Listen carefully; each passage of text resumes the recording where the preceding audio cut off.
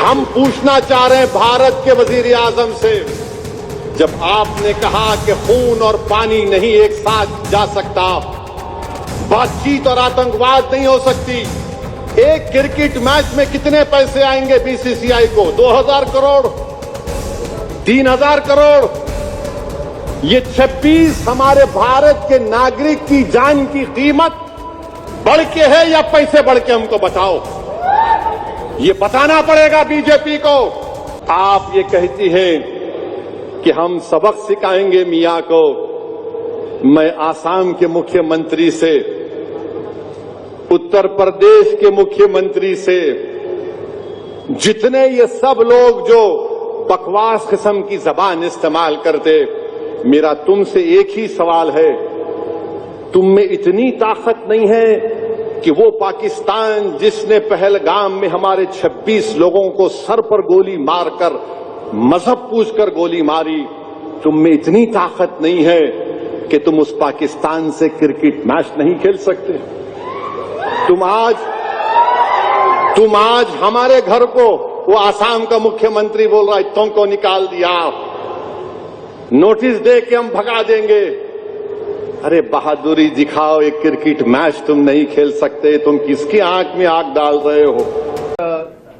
निवेदन भी मैं प्रसारित करने जा रहा हूं, हिंदी में है, और हिंदी में इसलिए है कि अन्य राज्यों में भी हम क्या कर रहे हैं, क्यों कर रहे हैं, इसकी जानकारी मिलनी चाहिए।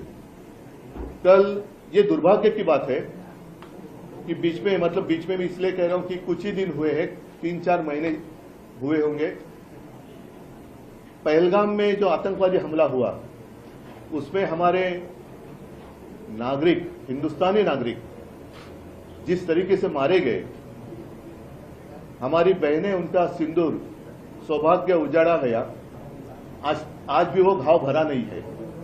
और उसका उत्तर देने के लिए हमारे सरकार ने एक कार्रवाई की थी पाकिस्तान के ऊपर। पाकिस्तान के ऊपर क्यों की? आतंकवाद का हमला सामना अगर करना है तो पाकिस्तान के खिलाफ क्यों? क्योंकि इसलिए पाकिस्तान हमारे देश में आतंकवाद फैला रहा है, आतंकवादी हमले कर रहा है, हमारी माताएं बहनें जो है उनका सौभाग्य जो है उजड़ रहा है। अब ऐसा नहीं चलेगा, हमेशा हम तो कहते हैं, लेकिन सिर्फ कहते हैं, करते कुछ नहीं है। अब समय तो था, हमारी सेना अंदर घुसी भी थी, हमले भी अच्छे हो रहे थे, कर रहे थे, और एक समय ऐसा आया था कि सबको ऐसे लग रहा था कि वो जो हमारा सपना था, हिंदुस्तान पाकिस्तान अखंड भारत, वो हो जाएगा, अभी बस 1-2 दिन में वो हो सकता है। अचानक क्या हुआ पता नहीं, लेकिन जो हमारी सेना वहां पाकिस्तानियों को खदेड़ रही थी, उनको रोका गया। तो ये वॉर किसने रुकवा दी? जैसे एक एडवर्टाइजमेंट थी ना, वॉर रुकवा दी पापा, तो क्या इन्होंने ऑपरेशन सिंदूर भी रुकवा दिया? ये पापा कौन है? ऑपरेशन सिंदूर भी रुकवा दिया है क्या? नहीं है ना। और तब हमारे प्रधानमंत्री जी ने कहा था कि खून और पानी साथ में नहीं बह सकता। अगर खून और पानी साथ में नहीं बह सकता तो क्रिकेट और खून कैसे बह सकता है साथ में? जंग और क्रिकेट, खेल और जंग एक साथ कैसे खेले जा सकते हैं? तो ये तो सब बकवास है। इन्होंने देशभक्ति का व्यापार किया है, देशभक्ति का व्यापार, सिर्फ पैसा चाहिए।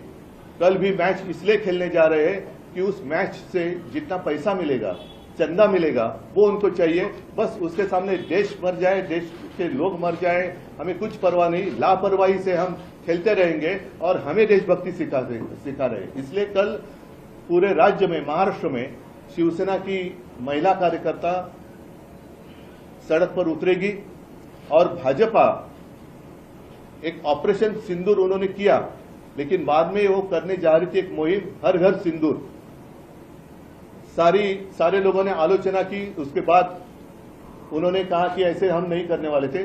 तो कल हर घर से सिंदूर हम मोदी जी को भेजने वाले हैं, हर घर से सिंदूर। सारी महिलाएं उतरेगी और सिंदूर की एक एक डिब्बी हो या एक छोटी पूरी पैकेट, वो एक बक्से में डालेगी और प्रधानमंत्री जी को उनके कार्यालय में हम भेज देंगे। मोदी जी तो आतंकवाद पर कड़ा स्टैंड लेते रहे हैं। कड़ा मतलब, कड़ा का अर्थ क्या होता है? उन्होंने कहा कि खून और पानी एक साथ नहीं बह सकते। वही तो हम कह रहे हैं। और उन्होंने ही कहा था कि उनके रगों में खून नहीं सिंदूर बह रहा है। ये तो अमानवीय बात है, लेकिन अगर अमानवीय है तो कड़ा रुख अपनाओ, एक ही बार सबक सिखाओ, क्यों झुक रहे हैं? कहते हैं अंतर्राष्ट्रीय मंच पर इस तरह